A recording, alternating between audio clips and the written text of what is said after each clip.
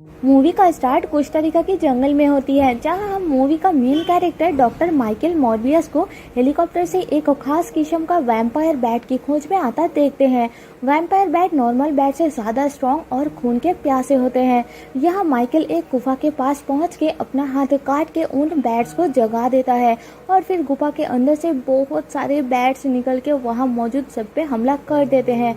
यहाँ scene shift होती है और हमें 25 साल पहले ग्रीस के एक हॉस्पिटल में माइकल की बचपन का सीन दिखाया जाता है। यहाँ पता चलता है कि माइकल को एक ब्लड डिजीज है, जिस कारण वो बाकी बच्चों में से अलग और एबनॉर्मल है। फिर एक दिन हॉस्पिटल में उसके जैसा सेम बीमारी से अफेक्टेड लूसियन नाम का एक बच्चा आता है, जिसे माइकल माइलो नाम देता है और दोनों बहुत अच्छे दोस्त बन जाते हैं। वह हॉस्पिटल का डायरेक्टर निकोलस उनका ख्याल रखते हैं। इसके बाद एक दिन बातें करते हुए अचानक माइलो की मशीन खराब हो जाती है और वो बेहोश हो जाता है, तो माइकल उसका मशीन एक स्प्रिंग से ठीक कर देता है और माइलो ठीक हो जाता है। निकोलस माइकल की इस काम से हैरान होता है और बताता है कि जिस मशीन को ठीक करने के लिए साइंटिस्ट की पूरी टीम लगा दी, उसे उसने बस एक स्प्रिंग से ठीक कर दिया। माइकल बहुत ही इंटेलिजेंट बच्चा है, इसलिए निकोलस न्यूयॉर्क की एक मेडिकल स्कूल में उसका एडमिशन करा देता है। फिर पता चलता है कि माइकल ने बस 19 साल की उम्र में अपनी डॉक्टर की पढ़ाई पूरी कर ली थी और फिर उसे सिंथेटिक ब्लड आविष्कार करने के लिए नोबेल प्राइज दिया जाता है, पर वो नोबेल रिजेक्ट कर देता है। इसके बाद हम माइकल को उसकी गर्लफ्रेंड डॉक्टर मार्टिन के साथ उसके लैब में देखते हैं। माइकल वहाँ अपने दोस्त माइलो और अपने जैसे बाकी सारे पेशेंट्स को इस बीमारी से छुटकारा दिलाने के लिए उसका क्योर ढूंढने में लगा हुआ होता है और इसी कारण वो उन वैम्पायर बैट्स को पकड़ने के लिए वहाँ गया था। वो बैट के खून को इंसान के खून के साथ मिला के एक सीरम तैयार करता है और उसे टेस्ट करने के लिए पहले एक चूहे को इंजेक्ट करता है। पहले उन्हें लगता है कि वो चूहा मर चुका है, पर थोड़ी देर बाद वो दोबारा जिंदा हो जाता है, जिससे समझ आता है कि उन्हें उस बीमारी का क्योर फाइनली मिल चुका है। इसलिए माइकल माइलो से मिलने उसके घर जाता है, जहाँ निकोलस उसका ट्रीटमेंट कर रहा होता है। फिर दोनों एक पार्क में जाते हैं, जहां माइकल बताता है कि वो अपनी एक्सपेरिमेंट के बहुत करीब है, उसे दवा बस मिल नहीं वाली है, फिर वो लोग बच जाएंगे, पर ह्यूमन एक्सपेरिमेंट के लिए बहुत खर्चा होगा और ये उनका आखिरी चांस है। यहाँ पता चलता है कि माइलो एक बहुत ही अमीर फैमिली से बिलोंग करता है और आज तक सारे एक्सपेरिमेंट के लिए उसी ने माइकल को फंड किया था और इस बार भी फंड देने के लिए मान जाता है। ये एक्सपेरिमेंट इलीगल है, इसलिए माइकल अपने साथ मार्टिन और कुछ लोगों को लेकर एक जहाज से दूर ओशियन में चला जाता है, जहां मार्टिन माइकल को वो सीरम इंजेक्ट करके रेस्ट करने के लिए छोड़ देती है और अपने काम में लग जाती है। तभी वहाँ एक आदमी आकर मार्टिन के साथ बदतमीजी करने लगता है और इधर माइकल उस सीरम की वजह से ठीक होने की जगह उल्टा एक वैम्पायर में बदल जाता है और उस आदमी को मार डालता है। तभी वहाँ और भी लोग आ जाते हैं और वैम्पायर को देख के गोली चलाने लगते हैं। मार्टिन उन्हें रोकने की कोशिश करती है, तो वो लोग उसे धक्का दे देते हैं, जिस कारण वो वही बेहोश हो जाती है और माइकल एक एक करके उन सबको मार के वही बेहोश हो जाता है। होश में आने के बाद वो खुद में आए चेंजेस को ऑब्जर्व करता है, पर उसे कुछ भी याद नहीं था, इसलिए कैमरा फुटेज चेक करके उसे पता चलता है कि उसने सबको मार के उनका खून पिया है। वहाँ वो मार्टिन को चेक करता है और पता चलता है कि वो बस बेहोश हुई है। इसके बाद माइकल कॉल करके मदद बुलाता है और कैमरा फुटेज डिलीट करके बाकी बचे हुए सीरम लेकर वहाँ से भाग जाता है।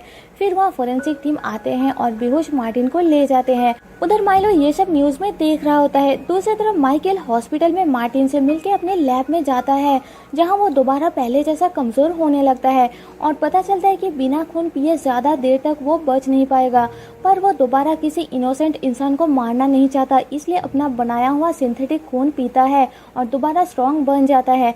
पर सिंथेटिक खून पीकर वो बस 6 घंटे तक ही ठीक रह सकता है, पर जब उसकी बॉडी नकली खून पहचान लेगा तब सिंथेटिक खून भी काम करना बंद कर देगी और उसे इंसानी खून की जरूरत पड़ेगी। इसलिए माइकल खुद को एक चेम्बर में बंद कर देता है।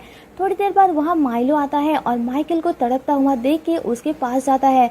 माइकल उसे लिख के बताता है कि उसे खून की जरूरत है, तो माइलो उसे फ्रीजर से सिंथेटिक खून लाकर देता है और माइकल उसे पीकर ठीक हो जाता है। यहाँ माइलो उसे नॉर्मल इंसान की तरह फिट और चलता हुआ देख के समझ जाता है कि उसका एक्सपेरिमेंट सक्सेसफुल हो गया है, इसलिए वो खुद के लिए वो सीरम मांगता है, पर माइकल उसे सीरम देने से मना कर देता है और उसे समझाने की कोशिश करता है कि ये कोई इलाज नहीं बल्कि श्राप है। माइलो माइलो फिर भी नहीं मानता तो माइकल उसे डरा के वहाँ से भगा देता है। उधर पुलिस हॉस्पिटल में मार्टिन से पूछताछ के लिए आते हैं, पर वो उन्हें झूठ बोल देती है कि उस रात वहाँ जो भी कुछ हुआ वो सब वो भूल चुकी है, उसे कुछ भी याद नहीं है। तो पुलिस वहाँ से चले जाते हैं। उसी रात हॉस्पिटल में एक नर्स पे अचानक कोई अटैक करके उसे मार डालता है। अगले दिन पुलिस को उस नर्स की बॉडी मिलती है और समझ आता है कि उसकी बॉडी से किसी ने सारा खून निकाल लिया है। वहाँ माइकल मार्टिन से मिलने जाता है और डेड बॉडी देख के उसे लगता है कि वो खून उसी ने किया है, क्योंकि जब वो वैम्पायर फॉर्म में होता है उसे कुछ भी बात याद नहीं रहता। इसलिए जल्दी से अपने लैब में पहुंच के वहाँ से कुछ सिंथेटिक खून की पैकेट लेकर वहाँ से भागने लगता है कि तभी वहाँ पुलिस आ जाते हैं और उससे पूछताछ करते हैं, क्योंकि उन्हें पता चल गया था कि उस जहाज पे माइकल कोई एक्सपेरिमेंट चला रहा था। वो बातें कर रहे होते हैं कि तभी पुलिस को कॉल आता है कि माइकल की लैब में एक लाश मिली है। माइकल वहाँ से भागता है पर फाइनली पुलिस उसे पकड़ लेते हैं। फिर हम माइकल को जेल में देखते हैं, जहाँ माइलो उससे मिलने आता है और किसी भी तरह उसे वहाँ से छुड़वाने का कह के वहाँ एक सिंथेटिक खून का पैकेट उसे देकर वहाँ से चला जाता है। जाते टाइम वो अपना स्टिक जिसके सहारे वो चलता है उसे वही छोड़ जाता है, जिसे देख के माइकल समझ जाता है कि हॉस्पिटल में उस नर्स का खून उसने नहीं बल्कि माइलो ने किया था। मतलब कि माइलो ने लैब से जाते टाइम वही सीरम चुरा लिया था और खुद को इंजेक्ट करके वैम्पायर बन गया है। पर वो माइकल की तरह सिंथेटिक खून नहीं बल्कि इनोसेंट इंसानों को मार रहा है उनका खून पीने के लिए। इसलिए उसे रोकने के लिए माइकल अपनी असली रूप में आकर जेल तोड़ के वहाँ से भाग जाता है। पुलिस उसका पीछा करते हैं पर कोई फायदा नहीं होता। माइकल अपने इकोलोकेशन पावर से माइलो का पता लगा लेता है और उस तक पहुंच के उसे समझाने की कोशिश करता है। यह माइलो अपना क्राइम कबूल करता है और माइकल को भी उसका साथ ज्वाइन करके लाइफ एंजॉय करने के लिए कहता है, पर माइकल नहीं मानता और यहाँ दोनों में फाइट होती है, जिस दौरान माइलो कुछ पुलिस ऑफिसर्स को मार डालता है। माइकल उसे हर्ट नहीं करना चाहता इसलिए वहाँ से चला जाता है और एक बस में मार्टिन से मिलके उसे माइलो के बारे में सब बताता है। फिर एक रेस्टोरेंट में बैठ के माइकल माइलो को रोकने के लिए मार्टिन की मदद मांगता है और उसे अपने लैब से कुछ सामान लाने के लिए कहता है।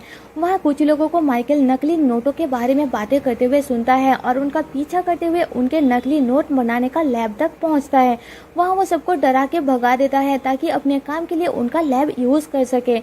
उधर माइलो रेडी होकर एक बार में जाता है जहाँ वो एक लड़की के साथ फ्लर्ट करता है तो उसके दोस्त माइलो को धक्का मार देते हैं। माइलो यहाँ अपना गुस्सा कंट्रोल करता है और बाहर आकर उनका वेट करता है। फिर जैसे ही वो लोग बाहर आते हैं माइलो उन पे अटैक करके उन्हें मार डालता है। उधर मार्टिन माइकल की लैब में जाती है सामान लेने के लिए कि तभी वहाँ माइलो भी आ जाता है और उससे माइकल का पता पूछता है, पर मार्टिन झूठ बोल देती है कि उसे कुछ भी नहीं पता। तो माइलो वहाँ से चला जाता है और मार्टिन सामान लेकर वहाँ से माइकल तक पहुँचती है। वहाँ छत पे माइकल मार्टिन को किस करता है और दूर से माइलो ये सब देख रहा होता है। दूसरी तरफ पुलिस को उस बार के बाहर इन्वेस्टिगेट करते टाइम कैमरा फुटेज से पता चलता है कि वो खूनी माइकल नहीं बल्कि कोई और है। ये सब न्यूज में बताया जाता है और लोगों को सूरज ढलने से पहले घर के अंदर सेफ रहने के लिए कहा जाता है। निकोलस न्यूज में ये सब देख रहा होता है और उसे कैमरा फुटेज की वैम्पायर फेस से पता चल जाता है कि वो माइलो है। इसलिए वो माइलो से मिलने जाता है और उसे समझाने की कोशिश करता है, पर माइलो को लगता है कि निकोलस माइकल की तरफदारी कर रहा है, इसलिए उसे गुस्सा आ जाता है और वो निकोलस को जख्मी कर देता है। इधर माइकल उस सीरम का एक एंटी कोआगुलेंट बनाता है जो वैम्पायर की हर्ट को कमजोर करके उसे मार डालेगा और उसे लेकर माइलो की खोज में निकल पड़ता है। तभी उसके पास निकोलस की कॉल आता है और वो मदद मांगता है। माइकल जल्दी से उसके पास पहुंचता है और पता चलता है कि माइलो ने उसकी ये हालत की है। निकोलस उसे किसी भी तरह माइलो को रोकने का कह के अपना दम तोड़ देता है। तभी उसे अपनी इकोलोकेशन पावर की मदद से पता चलता है कि माइलो अब मार्टिन के पास है, पर उसके वहां पहुंचने से पहले माइलो मार्टिन को जख्मी कर देता है। माइकल वहां पहुंच के मार्टिन को इस हालत में देख के बहुत ज्यादा गुस्सा हो जाता है और मार्टिन उसकी मदद करने के लिए जानबूझ के अपना खून निकाल देती है ताकि उसकी खून यानी इंसानी खून पीकर माइकल और ज्यादा पावरफुल हो जाए और माइलो का सामना कर सके। फिर मार्टिन मर जाती है और माइकल उसका खून पीकर स्ट्रॉन्ग बन जाता है। तभी वह माइलो आ जाता है और उन दोनों में बहुत ही जबरदस्त फाइट होती है, जिस दौरान माइकल कमजोर हो जाता है और फिर अपनी इकोलोकेशन की पावर से बहुत सारे बैट्स को वहां बुला के पहले खुद को चार्ज करता है और फिर जैसे ही माइलो एक रॉड से उस पे हमला करने आता है वो बैट्स को कंट्रोल करके उस पे हमला करवा के उसी एंटी कोआगुलेंट को माइलो की हार्ट में इंजेक्ट कर देता है, जिससे माइलो वही मारा जाता है और मरते टाइम वो माइकल से माफी मांगता है। तभी वहाँ पुलिस आ जाती है तो माइकल उन बैट्स के साथ वहाँ से भाग जाता है। जाता है। फिर पता चलता है कि मार्टिन अभी भी जिंदा है और माइकल के काटने के कारण वो वैम्पायर बन चुकी है। एंड में हम स्पाइडरमैन यूनिवर्स की एड्रियन को माइकल की यूनिवर्स में ट्रांसपोर्ट होता हुआ देखते हैं और वो माइकल से मिलके उसे बताता है कि उसे नहीं पता कि वो कैसे माइकल की यूनिवर्स में आ गया है। शायद इसमें स्पाइडरमैन का हाथ है और वो माइकल को अपने साथ मिलके काम करने का कहता है और मूवी यही खत्म हो जाती है। तो दोस्तों, जाने से पहले आपसे एक रिक्वेस्ट है कि एक्सप्लेनेशन पसंद आए तो प्लीज़ मुझे सपोर्ट करने के लिए चैनल को सब्सक्राइब और वीडियो को लाइक कर देना, जिससे मेरे चैनल को ग्रो करने में काफ़ी मदद हो जाएगी। मिलते हैं आपसे मेरे नेक्स्ट वीडियो में, तब तक के लिए stay safe and tata bye bye.